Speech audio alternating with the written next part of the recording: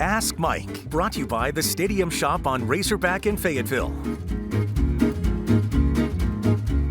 Happy Monday, everybody. It's time for your favorite show out there, another edition of Ask Mike. Courtney Mims alongside Mike Irwin. Mike, we had a bye week, but Hog football is back this week with a game against Auburn. We have a bunch of questions about that, so let's jump right into it this week. Eddie Lynn wants to know, do you have an injury update coming out of the bye week? Does the situation in the secondary look any better? What about Bumper Pool? Sam Pittman had his regular noon Monday press conference and said basically expects all of the injured D-backs back except Malik Chavis, and he might be back on Tuesday. He's not going to work out on Monday.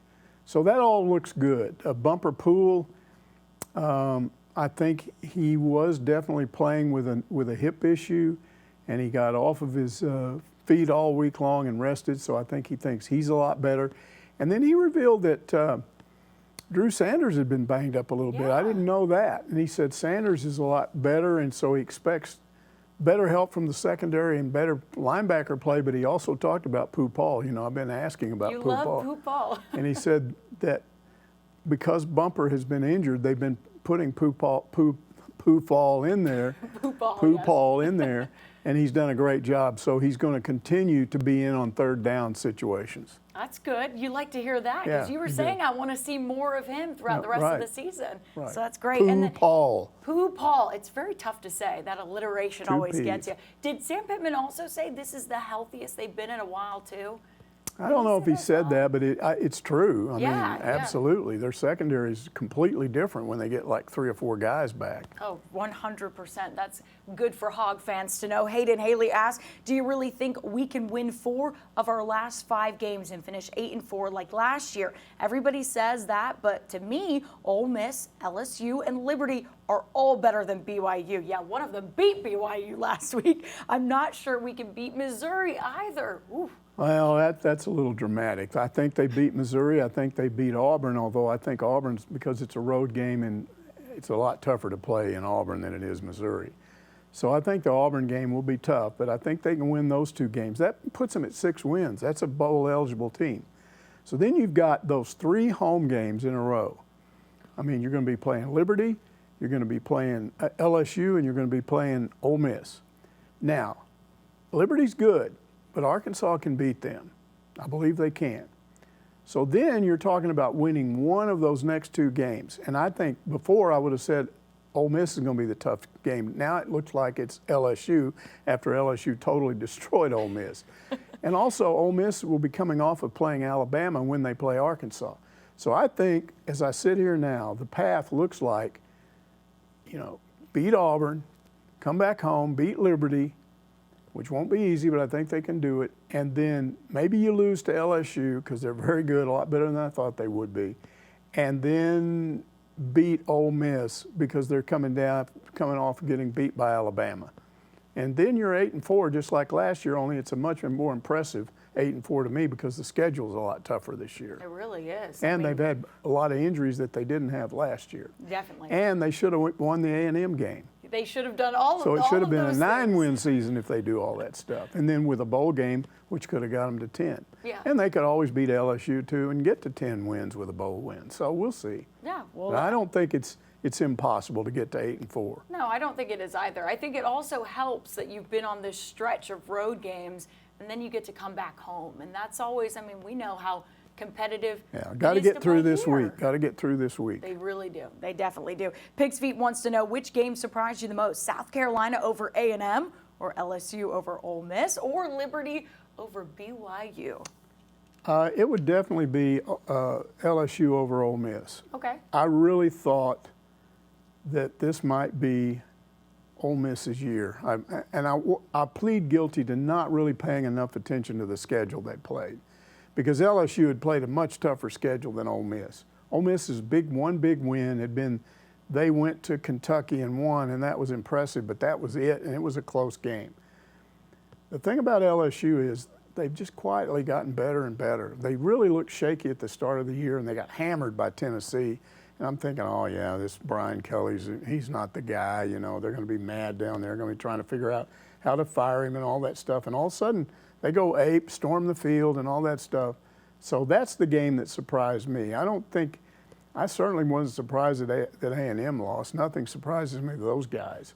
And, maybe I was surprised at the score in the BYU game with Liberty, but not that Liberty won the game.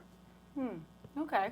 I think Liberty kind of shocked me a little bit because I think people were underestimating Oh, and them. they've got their number one quarterback's been hurt with a hand injury, and he's back this week, and they have an open date for him to break him back in. So Arkansas is going to get their best shot, that's for sure. Oh, yeah, for sure. About the Razorbacks week off last week, Gene Harden says, hope the defensive coordinator gets some mental rest and does away with that three-man front on defense. I think a lot of fans have been saying that, too. Yeah, I don't agree with that.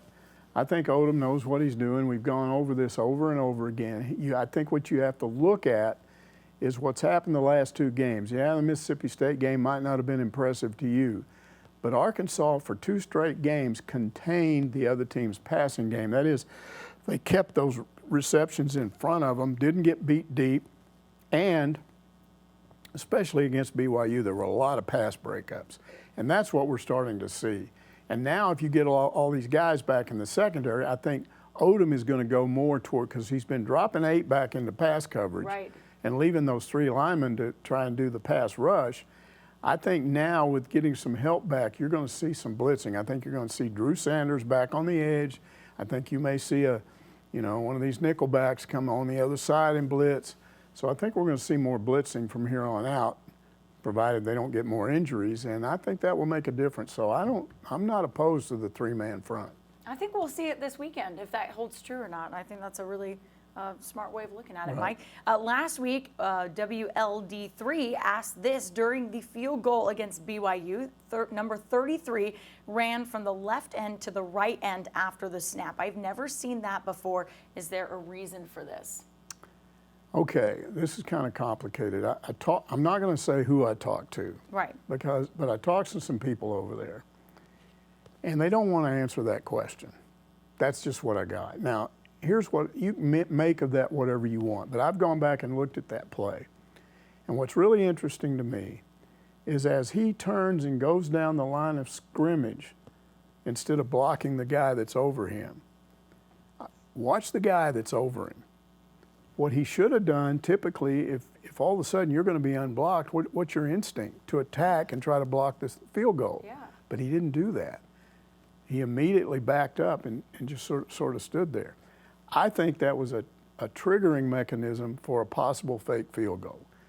If he turns and goes down the line of scrimmage behind the offensive line, and this guy attacks and tries to block the field goal, I think the kick holder sees that, stands up and throws the ball to a receiver, maybe an eligible receiver, maybe a tackle peels off because he's eligible, and he's right there in the vacated area and you get your first down. That's just a guess. It may not be that. But there's a reason why they didn't want to talk about that. They didn't want to say anything about it. And I don't think it was him, Isaiah Nichols, just screwing up. No, I don't think that I either. think there was a reason. He didn't look like he didn't know what he was doing. It was very deliberate. It was intentional, yeah. It's very deliberate, and I think it's part of something. And it might not be what I said, but I think it's something. And so Maybe we'll see it. they don't want to talk about it. Maybe we'll see it. Maybe we will see it. I'm excited to see if that play works. Slobber Slob says, I know it's hard to predict what guys will do, but do you think we have a shot at keeping Hornsby? I really like the kid, and he's only one play away from being the starter. Yeah, look how many people are obsessed with him. People love Hornsby. They have. People And it's love because him. of his speed, and they keep asking this question, so I'll answer it again. I think if KJ Jefferson would finish really strong, let's say he has several great games and leads Arkansas, and they win out, and he's playing great, and he changes his draft status, and he decides to come out and go pro this year, declare for the draft, there's no question in my mind Hornsby becomes the number one guy, and I think he stays, and he probably has the shot at being the starter next year.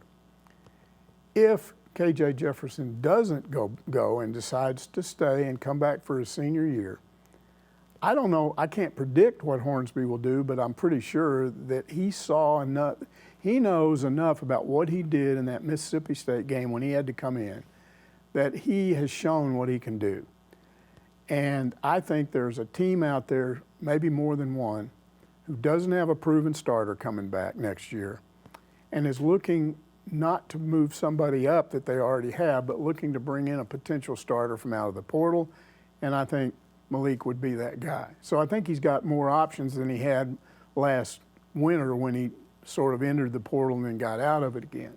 So I don't expect him back if KJ comes back, but that's a guess. Yeah. All you can do is guess. Oh, yeah, you can definitely only guess. He's with not that going to situation. answer that question. He's been asked, believe me, and he Yeah. doesn't really answer it. I wouldn't answer that either if I was him. Lenny says, there's been so much hype about the talent on this basketball team. I'm worried that it's a Calipari deal. In the end, the team too young and won't make the Final Four, which a lot of Hog fans expect. Am I wrong?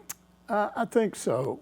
Calipari's problem generally stemmed from the fact that he had all these one and dones, but he didn't have enough experienced guys on his team. He typically have one or two, and sometimes he was playing all one and dones on the floor. And when you get into the NCAA basketball tournament, I mean the pressure tightens up every week, and he kept getting knocked off at various points, not even getting to the Final Four in some cases. That was his problem. Muss has two key guys coming back, and then he also brought in a good mix of guys out of the portal. And so you're not talking about starting 5 freshmen. In fact, that's not going to happen. So I don't think it's the same thing. Now, they're going to have pressure on them because of the expectations.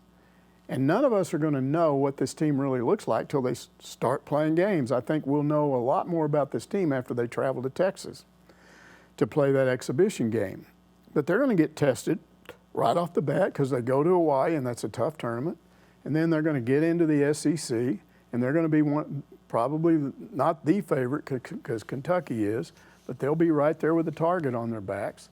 And they're going to get everybody's best shot, and we'll see how they hold up. But I think the portal guys are key, but I also think we shouldn't underestimate some of these freshmen because I think you give them a few games, and I think they're going to be really good. Yeah. It starts on Monday, which is the day we tape this thing, and we'll see what they do against the D2 school, Rogers State. Hey, don't underestimate D2.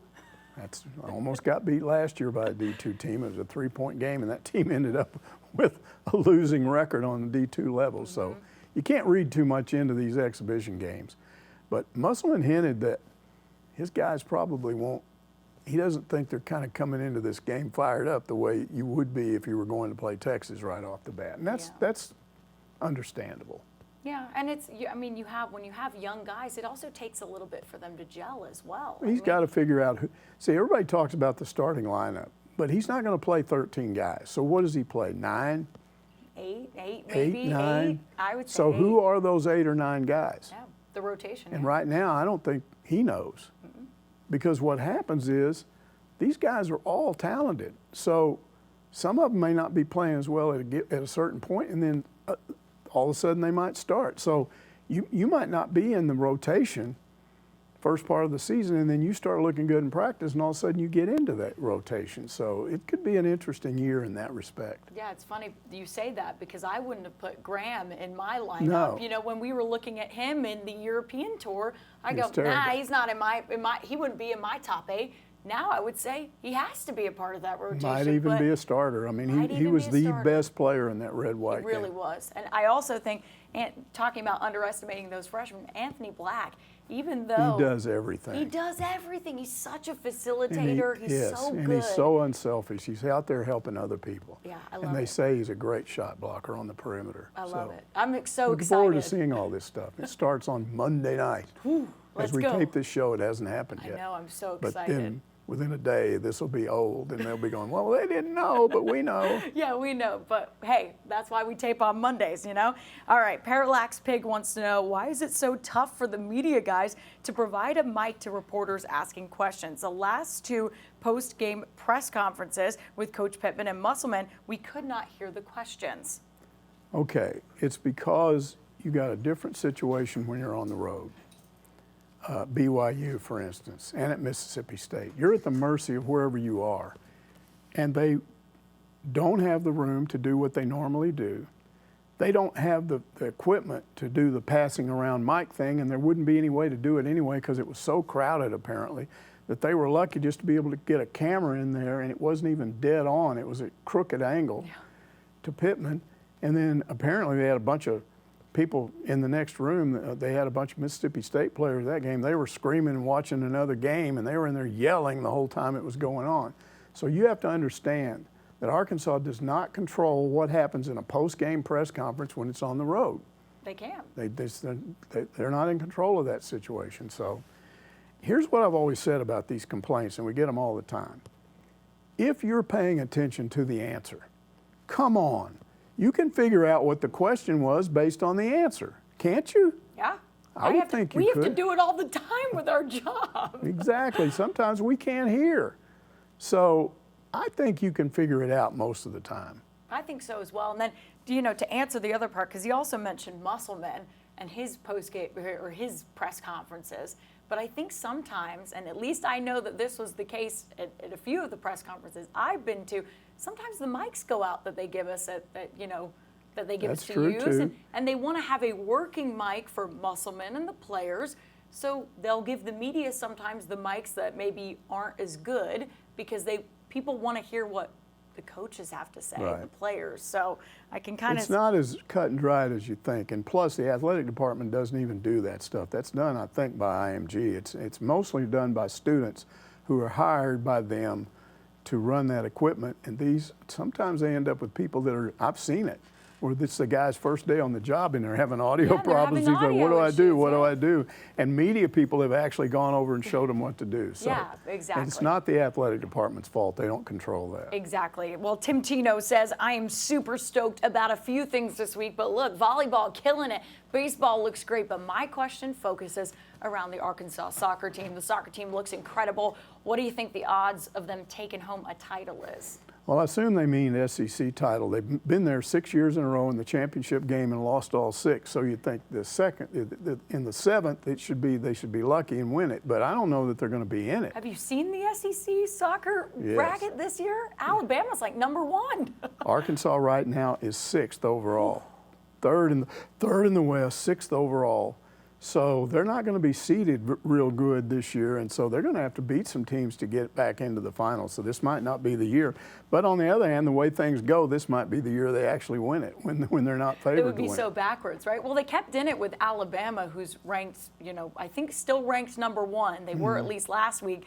But they kept in it with Alabama, and they probably should have won that game. I talked to their goalie, Grace Barbara, and she was talking about, hey, we should have won that game. We just didn't play our best. Yeah. So they could have possibly taken down the top-ranked team in the country. So it's just unpredictable. It's just unpredictable. Soccer's like that sometimes. You have a good night or a bad night, so we'll see. We'll see on that one. There's a lot of talk these days about changing the helmets in football to reduce the number of concussions. But Buck Snout says, you can make any helmet you want. You cannot fix the problem of the space between your brain and your cranium. That is true. That's what causes ultimately, what causes the concussion is that there's an impact in which your brain moves and hits your skull at some point, either the side, the front, or the back. However, there are ways to lessen that.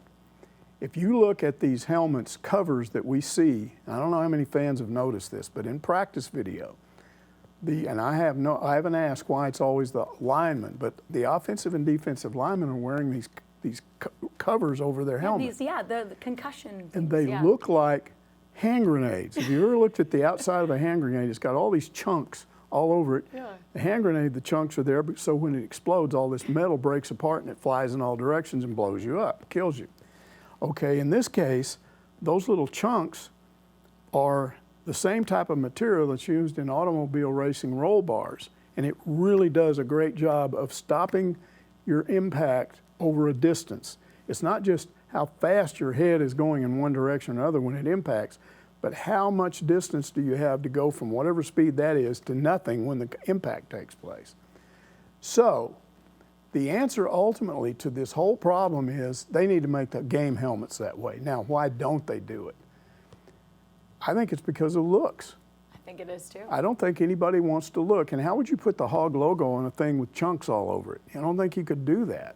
So what's more important, having your Hog logo on your helmet? You could put it somewhere on your uniform, or eliminate all these concussions. Like, for instance, KJ is not missing from the Mississippi State game because he didn't have the concussion.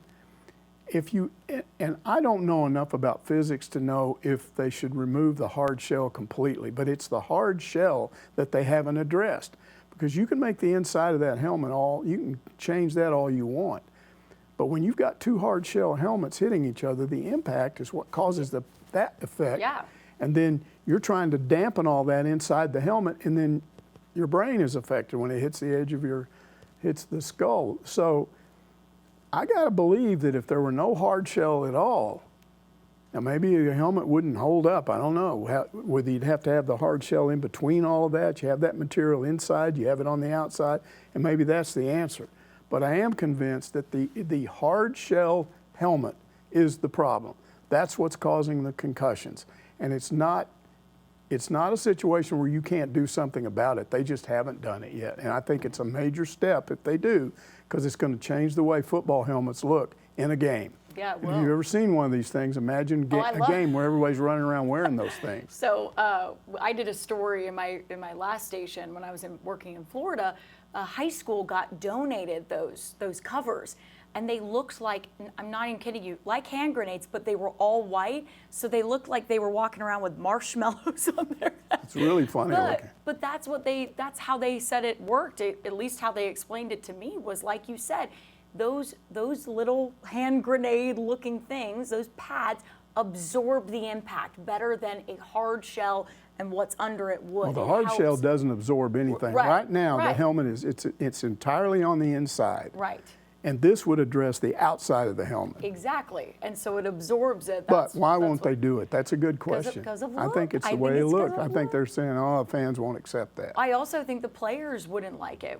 If you're the only team, you would have to make it. No, everybody would have to do it. Everybody would have to do it, because you couldn't be the only ones. Yeah, you'd look silly. This high school team I covered, they got made fun of at their fall camp for wearing them. Yeah. And by the other teams. And so that's the thing. You've got to make it uniform amongst all the teams if you want it to go. But Lost in Swine says the referees are up against it with all the new aggravating rules, trying to ensure nobody gets hurt while playing a violent game. Who can a person call or write to express their opinion about how this is ruining the game of football? There's nothing going to change, Mike. Yeah, I think he's getting the NFL mixed up with college football.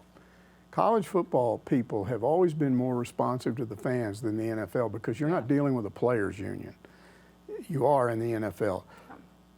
Best example of what I'm talking about, look at how they've dialed back the way you do targeting.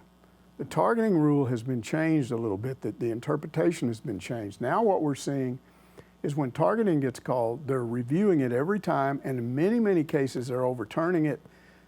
It's not, some cases, not even a penalty. In some cases, even when it is a penalty, the player is not ejected from the game. So they've made a lot of changes to the targeting this season.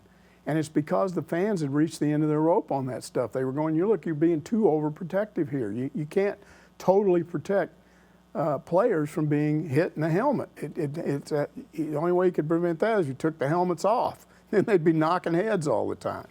So I see this as an example of the way the college game adjusts to what the fans think. But to me, what he may be talking about is this crazy thing in the NFL where they basically changed the roughing the quarterback thing to the point where you almost can't do anything to the guy, which just is nuts. Yeah. Because how do you play football if you can't do anything to the quarterback? What are you supposed to do, run back there and touch a spot on his helmet? And that's an automatic sack if you do that, turn it into touch football? So it's an automatic again, sack. I think they're doing that because of the players' union. They're giving in to them, but they're not taking into consideration how the fans feel about it. And it would be, to me, just like if Walmart got all these complaints from their customers and went, we don't care what you think. We got a union here with our employees, and we're going to do what we're going to do, and you can forget it. They don't do that. No decent business would do that. But the NFL, I think they think their product is so untouchable and so popular that they can do whatever they want, and it doesn't matter what the fans think. Do you think that they're trying to protect their franchise quarterbacks, though? Because that is a big thing. The argument being that they're trying to protect Brady. They're trying to protect these guys who are franchise. It's the players' union and the owners/coaches. Yeah. Absolutely. Yeah. So they're going square up against the fans who are going, wait a minute, this is too much. you can't totally protect these guys. They are going to get hurt. I mean, what are we going to do if we did this on the college level? KJ would have probably never been hurt, but does anybody want that? Just these ridiculous rules where if you look cross-eyed at a quarterback, it's automatic, roughing the passer? Come on. I like it when you say, if you just touch them, sack, it's done. It's touch football. Yeah. It's wild. Crazy. Wild. Well, our final question of the day is Marty Bird's proxy says, as much as our basketball fans dislike Coach Cal and the Wildcats, it certainly doesn't eclipse the rivalry we had with Texas and others in the SWC. Can you revisit the times we battled with Abe Lemon's Longhorns, particularly the Darrell Walker rhubarb? Okay, I'm going to have to start this off with an admission that will shock people. In the entire time that I've hated the Longhorns, which goes back about 65 years, there have been 3 that I actually liked. One of them was Darrell Royal, their coach when Frank was the coach here. And that's because I was around Darrell a lot. Darrell was a country boy from Oklahoma. He did not fit in at Texas. The only reason they had him as their coach is because he won. When they made him their AD, he didn't last hardly any time at all because they thought he was a rube. He liked country music. He wasn't the image they wanted there. University of Texas at Austin is a highbrow place, and they wanted a highbrow AD. So they basically got rid of him as the AD. I thought he was great. I thought he would have been perfect. When Frank stepped down as the head coach, he should have hired Darrell to replace him. Yeah. I think Darrell Royal would have been great here because he's like Arkansas people. He's from Oklahoma, but Sam Pittman's from Oklahoma. Yeah. So I liked Darrell Royal.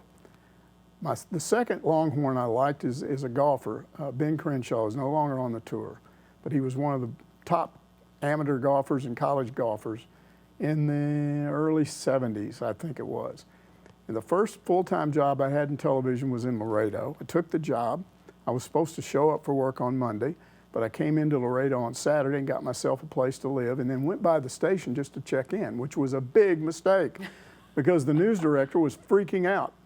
He didn't have a sports guy, and I was there, and he said, oh, we have this Border Olympics going on. It was a college tournament, and Texas is winning it, and we haven't covered it, and it's almost over. Here's a camera. Go out and cover it.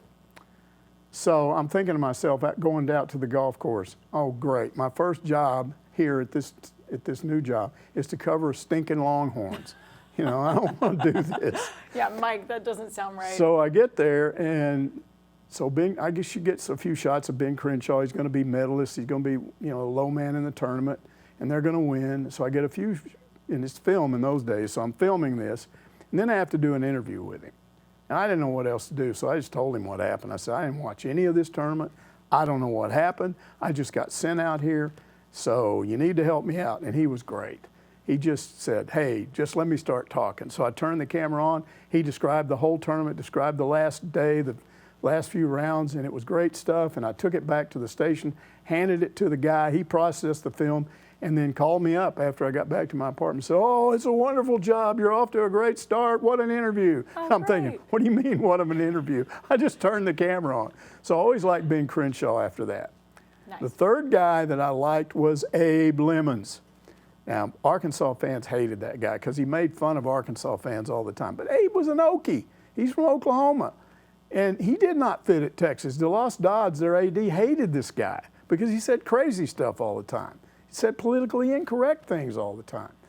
But he did this thing one time where a bunch of us were asking him why it was so hard to play in Barnhill when you're an opposing coach. And he said, well, you guys are all used to these crazy fans. You see them every day. But he said, we come in here and we realize what they are. They're a bunch of murdering hillbillies. They would kill us if they had the chance.